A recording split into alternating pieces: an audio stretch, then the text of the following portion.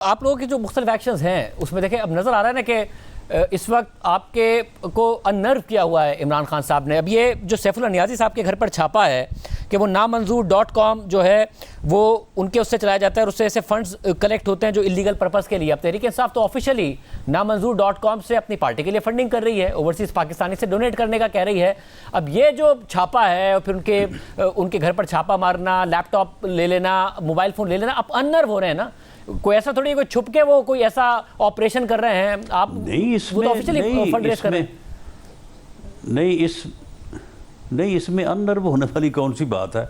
मामला ये है कि कुछ चीज़ें जो हैं वो शहबाज गिल की जो है वो मिली थी, उनके ऊपर जो फर्दर जो है वो इन्वेस्टिगेशन हुई है, जो उनका फोरेंसिक ऑडिट हुआ है, उससे कुछ चीज़ें ऐसी मिली हैं कि जिनके मतलब मेरा ख़्याल है कि मैं अगर इस वक्त बात ऑन एयर करूँगा तो शायद वो मुनासिब ना होगी। वो जब सारी चीज़ें सामने आएंगी तो इनके काले करतूत और इनके स्याह चेहरे जो हैं वो आपके सामने आएंगे कि ये लोग कर क्या रहे हैं और कहाँ कहाँ पे इनके कनेक्शन हैं।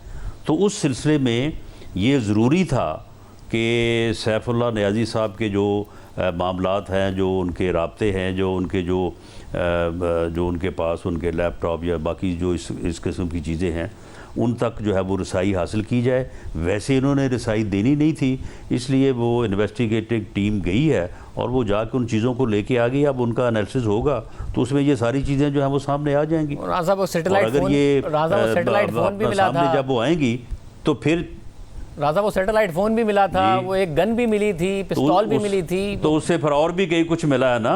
तो क्या आज तक क्या कोर्ट ऑफ लॉ में आपने एज एन एविडेंस कुछ भी करेक्ट कर पाए हैं, साबित कर पाए हैं आज तक राजा साहब? नहीं, कोर्ट ऑफ नहीं, सुन ले शाहजेब, मामला ये है कि या तो फिर मैं वो किरदार अपनाऊं जो शहजाद अकबर का किरदार था कि रोज़ मैं बैठ के प्रेस कॉन्फ्रेंस किया करूं, जो कि मैं समझता हूँ कि उस किरदार को हमने नापसंद किया और वो किरदार जो है वो बिल्कुल वो जो है वो उसमें कोई स्टांस नहीं था और वो गलत साबित हुआ। इसलिए हम उस किस्म का मामला नहीं करना चाहते।